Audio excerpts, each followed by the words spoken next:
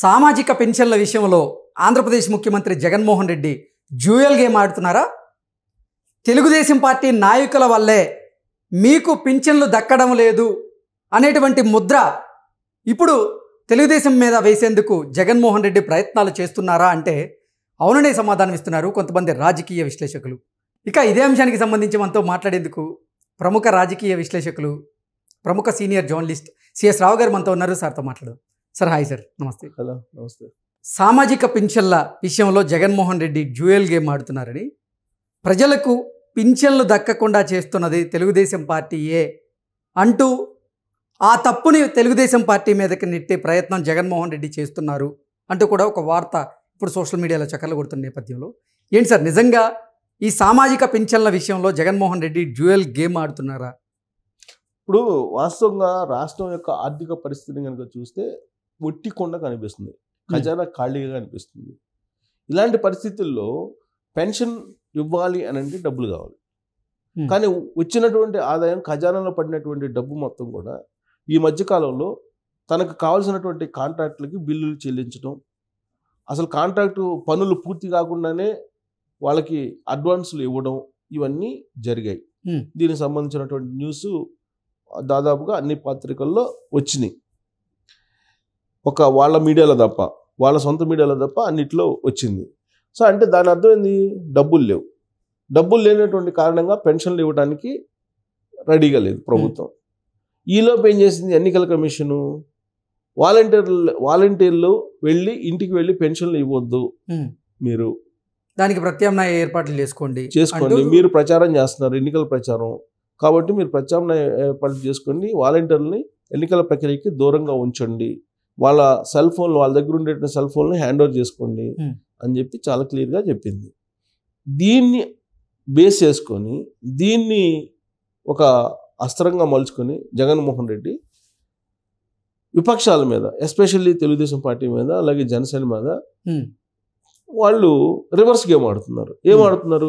వాళ్ళు కంప్లైంట్ చేశారు వాలంటీర్ వ్యవస్థ లేకుండా చేయడానికి, అందుకనే వాలంటీర్లను వద్దన్నది ఎలక్షన్ కమిషన్. కాబట్టి మేము పెన్షన్లు ఇవ్వలేకపోతున్నాం, పెన్షన్లు ఇవ్వట్లేదు. అసలు కథ అది కాదు.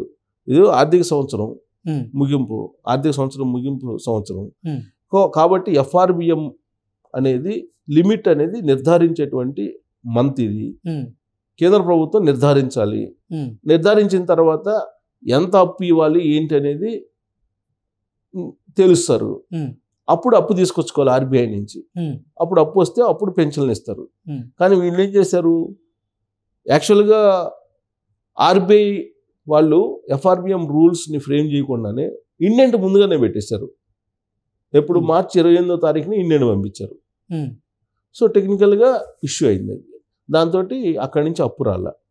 ఓకే, మార్చిలో వీళ్ళు ఏం చేశారు? రాష్ట్ర ప్రభుత్వం దాదాపు ఏపీఎండిసి నుంచి, అంటే మైనింగ్ ఏపీఎండిసి నుంచి 7,000 కోట్ల రూపాయలు బాండ్లు రిలీజ్ చేసి వాళ్ళు అమ్ముకుని 7,000 కోట్ల రూపాయలు ఖజానాకు తీసుకొచ్చుకున్నారు.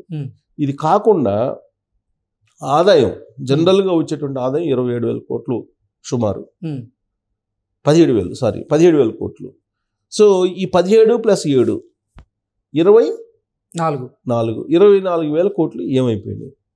1వ తారీఖు పెన్షన్ ఇవ్వడానికి ఏమైంది? వాళ్ళకి ఇవ్వచ్చు కదా. అంటే ఆ 24,000 కోట్లు లేవు. ఎక్కడికి పోయినాయి ఆ డబ్బులు? అంటే కావాల్సినటువంటి కాంట్రాక్టులకు ఇచ్చుకోవడానికి, అసలు పనులే చేయకుండా వాళ్ళకి డబ్బులు ఇచ్చుకోవడానికి, ఈ అరియర్స్ వాళ్ళకి అందరికి ఇవ్వడానికి, ఈ బిల్స్ ఈ మధ్యకాలంలో అన్నీ క్లియర్ చేశారు కదా. వైఎస్ఆర్ కాంగ్రెస్ పార్టీకి సంబంధించినటువంటి కాంట్రాక్టులకి ఈ బిల్స్ అనేది క్లియర్ చేశారు. దాంతో ఖజానా ఖాళీ అయింది. ఖజానా ఖాళీ అయినప్పుడు మళ్ళీ అప్పు తీసుకురావాలి ఆర్బీఐ దగ్గర. సో ఆర్బీఐకి సంబంధించి టెక్నికల్ ఇష్యూ ఇది, దాన్ని నేను చెప్పింది. సో ఈ నేపథ్యంలో పెన్షన్లు 1వ తారీఖు ఇవ్వలేకపోయారు. 1వ తారీఖు ఇవ్వలేకపోవడానికి కారణం ఎవరు అని అంటే, ఇప్పుడు విపక్షాలు కారణంగా నేను ఇవ్వలేకపోయాను, లేకపోతే 1వ తారీఖు ఇచ్చామని నేను చెప్తున్నాను. ఏ రోజైనా జగన్మోహన్ రెడ్డి 1వ తారీఖు అందరికి జీతాలు ఇచ్చారా?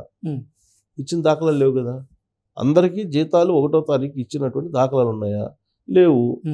ఇదే విషయాన్ని గవర్నర్కి పోయి కంప్లైంట్ చేశారు కదా ప్రభుత్వ ఉద్యోగుల నేతలు. వాళ్ళు పోయి కంప్లైంట్ చేస్తే వాళ్ళ మీద కేసులు పెట్టారా లేదా? ఈ ప్రభుత్వం కేసులు పెట్టించింది కదా. ఆ సూర్యనారాయణ అనే అతన్ని ఇప్పటికి కూడా వెంటాడుతుంది కదా. ఆయన మీద కేసులు పెట్టి ఆయన అరెస్ట్ చేయాలని చెప్పి ఆయన ఉద్యోగం కూడా తీసేసి ఆయన సస్పెండ్ కూడా చేశారు కదా. ఇది వాస్తవం కదా జరిగినటువంటి పరిణామం. ఒక్క నెలలో కూడా నెలకు ఫస్ట్ నెలలో 1వ తారీఖున జీతాలు ఇచ్చినటువంటి చరిత్ర లేదు ఆంధ్రప్రదేశ్ ప్రభుత్వానికి. ఇప్పుడు పెన్షన్లు బటన్ నొక్కుతారు. ఆయన బటన్ నొక్కిన తర్వాత ఈ రోజున బటన్ నొక్కిన రోజు డబ్బులు పడ్డాయా? అమ్మఒడి కానీ విద్యాదీవెన కానీ లేదా జగనన్న కానుకలని ఏ ఉన్నాయి పథకాలు ఆయన పేరు మీద ఒక్కరోజన్న బటన్ నొక్కిన రోజు డబ్బులు పడ్డాయి అందరికీ నేను అనేది. ఏదో కొంతమందికి ఇచ్చేసి డబ్బులు ఇచ్చామని చెబుతున్నారు, కానీ పడలేదు కదా. ఇప్పుడు పెన్షన్లు అయితే ఇచ్చేవాళ్ళు. 1వ తారీఖు సామాజిక పింఛన్లు అయితే ఇచ్చేవాళ్ళు. ఆ సామాజిక పింఛన్లు మీద నమ్మకం పెట్టుకున్నాడు ఈయన, రేపు ఓట్లు వేస్తారేమోనని. ఇప్పుడు ఆ సామాజిక పింఛన్లు ఎలక్షన్ కోడ్ వచ్చింది. ఎలక్షన్ కోడ్ వచ్చినప్పుడు వాలంటీర్లని రాజకీయాల్లో ప్రక్రియలో జోక్యం చేసుకోవద్దని చెప్పింది. వాళ్ళు చేసిన సంక్షేమ పథకాలకు సంబంధించిన నగదుని వాలంటీర్లతో పంపిణీ చేయొద్దని ఆదేశాలు జారీ చేశారు. ఇంటి దగ్గర పోయి మీరు పోవడానికి లేదు, ఎవరినైనా పంపించిన ప్రత్యామ్నాయ మార్గాలను చూసుకోవడం ఉంది. ప్రత్యామ్నాయ మార్గాలు చూసుకోవచ్చు కదా. ఇప్పుడు దాదాపుగా 13,500 మంది రాష్ట్ర వ్యాప్తంగా పంచాయతీరాజ్ సెక్రటరీలు ఉన్నారండి. మరి వాళ్ళ చేత పంపించచ్చు కదా నువ్వు. లేదు, ఇప్పుడు సచివాలయంలో ఉండేటువంటి ఉద్యోగులు ఉన్నారు కదా సిబ్బంది, మరి సచివాలయ ఉద్యోగుల చేత నువ్వు ఇంటికి పంపిస్తే వద్దంది ఎవరు? వాలంటీర్లు ఎందుకు పంపించాలి అంటే నీ ప్రచారం చేయాలన్న డబ్బులు ఇచ్చి, ఈ డబ్బులతో పాటు అదనంగా డబ్బులు పంపించి ఓటు వేయండి అని చెప్పి ప్రచారం చేయాలి. అంటే 3,000 పెన్షన్కి ఇంకొక 3,000 అదనంగా ఇచ్చి ప్రచారం చేయించుకోవాలని కొని చూశారు అనేది ఆ మధ్యకాలంలో వచ్చిన న్యూస్, 2-3 రోజుల క్రితం వచ్చిన న్యూస్. అందుకే ఎలక్షన్ కమిషన్ ఒక చెక్ పెట్టేసింది. చెక్ పెట్టేసి వాళ్ళ మొబైల్ వాళ్ళకి సంబంధం లేదు, మొత్తం హ్యాండ్ ఓవర్ చేయండి అని చెప్పి నిర్ణయం తీసుకుంది. దీన్ని పొలిటికలైజ్గా మలుచుకోవడానికి ఇప్పుడు జగన్మోహన్ రెడ్డి ఈ తరహాలో డ్యూయల్గా ఆయన వాయిస్ని తీసుకొచ్చి ఇది చంద్రబాబు నాయుడు వల్ల లేకపోతే పవన్ కళ్యాణ్ వల్ల ఇవ్వలేకపోతున్నాను నేను, లేకపోతే 1వ తారీఖే మీకు పెన్షన్లు ఇచ్చేవాడిని పింఛన్లు అంటే ఈ 2 నెలలు ఇంపార్టెంట్ కదా. ఎలక్షన్స్ మే 13 ఉన్నాయి, ఇప్పుడు ఏప్రిల్ మే ఇంపార్టెంట్ కదా. ఏప్రిల్ 1వ తారీఖు మే 1వ తారీఖు ఇంపార్టెంట్ సామాజిక పెన్షన్లు. సో నేను ఇంటి దగ్గర తీసుకొచ్చి ఇచ్చేవాడిని, కానీ నేను ఇంటి దగ్గర తీసుకురాకుండా చేసింది వీళ్ళిద్దరు అని చెప్పి ప్రచారం మొదలుపెట్టారు గత 2 రోజుల నుంచి. అంటే అసలు టీడీపీకి జనసేనకి సంబంధం ఏమి సార్?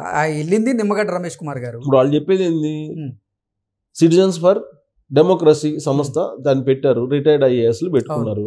వాళ్ళు చేసినటువంటి ప్రయత్నం నిజంగా అప్రిషియేట్ చేయాల్సిందే. అంటే కొంతమంది వైఎస్ఆర్సీపీ నేతలు ఏం చెప్తున్నారంటే, నిమ్మగడ్డ రమేష్ కుమార్ గారి చేత ఇటు చంద్రబాబు గారు అటు పవన్ కళ్యాణే వెనక్కి ఈ గేమ్ నడిపించారు అంటూ కూడా వాళ్ళు అంటే వైఎస్ఆర్సీపీ దాంట్లో ఒక నిమ్మగడ్డ రమేష్ కుమార్ గారు ఒక్కళ్ళే కాదు కదా, దాంట్లో ఎల్వి సుబ్రహ్మణ్యం గారు ఉన్నారు, ఐవీఆర్ ఉన్నట్టున్నారు, ఇంకా చాలా మంది ఉన్నారు రిటైర్డ్ ఐఏఎస్లు. వాళ్ళు రిటైర్డ్ ఐఏఎస్లు వాళ్ళకేంది ఇంట్లో కూర్చోవచ్చు, కానీ వాళ్ళు సామాజిక బాధ్యతగా సమాజంలోని ఉండేటువంటి రుగ్మతలను తొలగించాలని వాళ్ళు బాధ్యతగా ఫీల్ అయ్యి వాళ్ళు ముందుకు వచ్చారు. అప్రిషియేట్ చేయాలి వాళ్ళని, వాళ్ళు చేసే పని. వాళ్ళకి మళ్ళీ పార్టీలు అంటకట్టాల్సిన అవసరం లేదు. వాళ్ళు పార్టీలకు అంటకంటే పార్టీలకు పనిచేసేటప్పుడు పార్టీలోకి వెళ్తే వాళ్ళని వద్దన్నారా? ఎవరైనా తీసుకుంటారు కదా. అంటే ఈ రకంగా వాయిస్ వినిపిస్తున్నారు. సో కాబట్టి ఇప్పుడు మళ్ళీ ప్రతి నెల రేషన్ అప్పుడు ఆ రేషన్ వెహికల్స్ తోటి వాలంటీర్లను పంపించేవాడు. వాలంటీర్లు పంపించమని చెప్పి నిర్ణయం లాస్ట్ మంత్ తీసుకున్నాడు. అలా వెళ్ళినందుకు దగ్గరుండి ఈ పంపిణీ చేసినందుకు, ప్రజా పంపిణీ చేసినందుకు 500 రూపాయలు ఎక్స్ట్రా ఇస్తారని చెప్పాడు. సో ఇప్పుడు ఆ వాహనాలు కూడా పోయి ఇంటింటికి పోయి ఇచ్చేటువంటి పరిస్థితి లేదు. ఇదంతా కూడా విపక్షాల మీద నెట్టేటువంటి ప్రయత్నం జగన్మోహన్ రెడ్డి చేస్తున్నారు. సో అంటే జగన్మోహన్ రెడ్డి ఏం చెప్తే ప్రజలు అది వింటారు, ఆయన మీడియా ఏది చెప్తే అది వింటారు అనేటువంటి భావనలో ఉన్నారు. విపక్షాలకి ఎలక్షన్ కమిషన్ తీసుకున్న నిర్ణయాలకి సంబంధం ఏంటి? సంబంధం లేదు కదా. ఇప్పుడు అదే అసలు డబ్బులు లేవు కాబట్టి ఈయన పిటిషన్ ఆపిచ్చారని చెప్పి చెప్పొచ్చుగా ఇంకొక హ్యాంగిల్లో. జగన్మోహన్ రెడ్డి ఇప్పుడు ఆయన ఏమంటున్నాడు, తెలుగుదేశం వాళ్ళందరూ వేయించారు, ఎలక్షన్ కమిషన్ కంప్లైంట్ చేయించారు, ఎలక్షన్ కమిషన్ నిర్ణయం తీసుకుంది అని చెప్తున్నారు. డబ్బులు లేవు, ఖజానాలో డబ్బులు ఇవ్వకపోతే పబ్లిక్ రివోల్ట్ అవుతారని చెప్పేసి ఈయనే వాళ్ళ చేత పిటిషన్ ఇచ్చి రద్దు చేయించాడు అనుకోవచ్చుగా. అట్ట కూడా అనుకోవచ్చు కదా. కాబట్టి వాస్తవాలు ఇప్పుడు నిజంగా ఆయన ఇవ్వాలనుకుంటే సచివాలయ ఉద్యోగులు పంపించవచ్చు, పంచాయతీ కార్యదర్శులను పంపించవచ్చు, ఇంటికి పోయి పెన్షన్ ఇవ్వడానికి. ప్రత్యామ్నాయ మార్గాలు తీసుకోవచ్చు చూడమని చెప్పింది కదా ఎలక్షన్ కమిషన్. ఇవ్వద్దని చెప్పలేదుగా, పెన్షన్స్ ఇవ్వద్దని చెప్పలేదుగా. కాబట్టి నేల విడిచి సాయం చేస్తున్నాను. ఇది రాజకీయాల్లో ఆరోపణలు ప్రత్యారోపణలు సహజమే, కానీ బట్ వాస్తవాలకు దగ్గరగా ఉండాలి చేసే ఆరోపణలు, లేదంటే బూమరాంగ్ అయ్యే అవకాశం. Okay sir, thank you sir.